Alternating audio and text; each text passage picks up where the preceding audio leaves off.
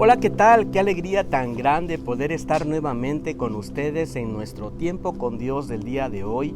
Soy el pastor Fernando, pastor de la Primera Iglesia Bautista de la ciudad de Ducor, California. Muchísimas gracias por acompañarnos en estos tiempos devocionales que anhelamos te estén llenando de fe, te estén llenando de esperanza y de alguna manera provoquen en ti un desafío para vivir un cristianismo más de acuerdo a la voluntad de nuestro Dios. En este día vamos a meditar en 2 de Corintios capítulo número 11, partiendo del versículo número 16 hasta el versículo número 13. Le he titulado a esta meditación de la siguiente manera: el canasto. ¿Y sabes por qué le titulé el canasto? Porque en el versículo número 33, el apóstol Pablo nos está haciendo un recuerdo de algo que él sufrió al principio de su vida cristiana. Dice el versículo número 33: y fui descolgado del muro en un canasto por una ventana y escapé de sus manos.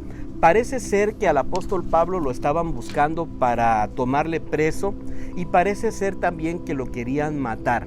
Cuando nosotros vamos como una referencia bíblica al libro de Hechos capítulo número 9, versículo número 23 al 25, allí el doctor Lucas nos relata esta historia de cómo había personas que lo querían asesinar al apóstol Pablo.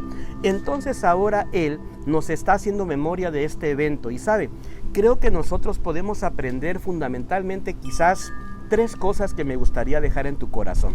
3 cosas fundamentales acerca de nuestra fe, acerca de nuestra vida cristiana, para mantenernos firmes y todavía seguir adelante sosteniendo en nuestro canasto a quizás alguna persona que estamos descendiendo de algún tipo de muro en la vida cristiana, espiritualmente hablando.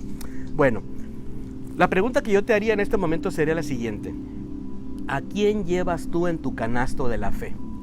¿Tienes a alguien en algún tipo de canasto en espera de que Dios haga algo maravilloso en la vida y lo estás sosteniendo a través de la oración, a través del discipulado, a través de este compromiso de fe como un cristiano maduro para ayudarle en su fe y en su vida cristiana? Recuerda que en ese tiempo el apóstol Pablo todavía no era el apóstol Pablo que nosotros conocemos ya a través de sus cartas, no, era un recién converso, ¿verdad? Que necesitaba del apoyo, que necesitaba de alguien que le estuviera sosteniendo para su vida cristiana, que le estuviera allí ayudándole para que él pudiera crecer. Y lo habían ocultado en ese canasto y lo estaban haciendo descender para salvarle la vida. Bueno, 3 cosas que me gustaría dejar en tu corazón de manera puntual. Número 1, sigamos sosteniendo la cuerda, no la soltemos. Número 1, a pesar del sufrimiento externo.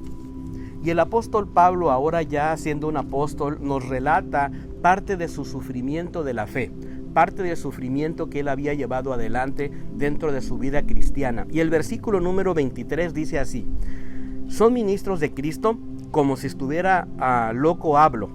Yo más, en trabajos más abundante, en azotes sin número, en cárceles más, en peligros de muerte muchas veces. De los judíos 5 veces he recibido 40 azotes menos 1. 3 veces he sido azotado con varas, 1 vez apedreado, 3 veces he padecido naufragio, 1 noche y 1 día he estado como náufrago en alta mar, en caminos muchas veces, en peligros de ríos, en peligros de ladrones, en peligros de los de mi nación, en peligros de los gentiles, peligros de la ciudad, peligros en el desierto, peligros en el mar, peligros entre falsos hermanos, en trabajos y fatiga, en muchos desvelos, en hambre y sed, en muchos ayunos, en frío y en desnudez. Y la lista es enorme. Sufrimientos que el apóstol Pablo estaba teniendo, pero en medio del sufrimiento él todavía seguía sosteniendo la cuerda de las iglesias que tenía a su cargo. Seguía sosteniendo la cuerda de la vida cristiana de muchos otros que necesitaban del apoyo de ese gran siervo del Señor. No sueltes la cuerda entonces, querido hermano, a pesar del sufrimiento externo que en este momento estés teniendo. No sé si te puedas comparar con todo el sufrimiento que el apóstol Pablo tuvo, ¿verdad? Pero a él lo apedrearon, él estuvo en peligros en la ciudad, estuvo naufragando, fue azotado, fue lastimado, fue encarcelado y al final de cuentas él seguía ahí firme, amando a Dios y amando a la iglesia del Señor. ¡Wow! ¡Qué hermoso ejemplo! Segunda cosa que podemos aprender. Sigue sosteniendo la cuerda, no la sueltes a pesar del dolor interno que podamos traer nosotros, a pesar de esas emociones dañadas, a pesar de ese sufrimiento interior que cada uno de nosotros tenemos. Versículo 28 dice, y además de otras cosas, lo que sobre mí se agolpa cada día, la preocupación por todas las iglesias.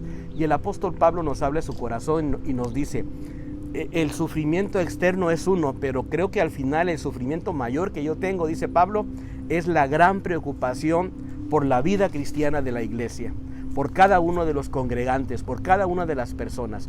Una gran preocupación. ¿Sabe por qué? Porque los verdaderos siervos del Señor, al final de cuentas, sufren en su corazón cuando ven muchas veces la negligencia, cuando ven la indolencia, cuando ven quizás esa actitud negligente de muchas personas que no quieren todavía comprometerse con el Señor y al final de cuentas van paulatinamente ausentándose de la fe. Dice el apóstol en el versículo 29, ¿quién enferma y yo no enfermo? Él estaba preocupado por la salud espiritual de su iglesia. ¿A quién se le hace tropezar y yo no me indigno? Él estaba allí pendiente de que cada una de esas personas que iban naciendo en Cristo, que eran pequeños en la fe, de alguna manera no los hicieran tropezar para que pudieran madurar, para que pudieran crecer y para que pudieran seguir adelante. ¡Wow! Dos cosas que hemos aprendido hasta el momento. No nos rindamos a pesar del sufrimiento externo y no te rindas, no sueltes la cuerda a pesar del dolor interno. Y la tercera y última cosa como conclusión.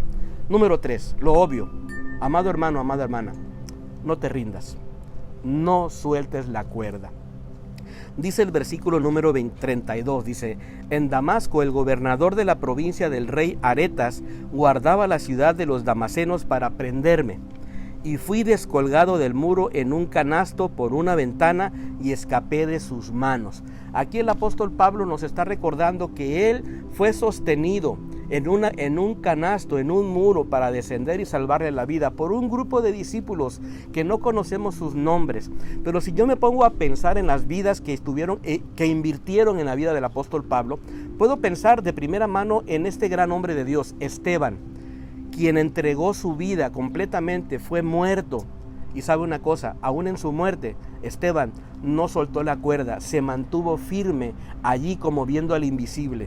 Dice la escritura también que Ananías, otro siervo de Dios, Dios le dijo a Ananías que fuera a orar por Saulo, cuando Saulo todavía tenía esa gran fama de perseguir a la iglesia.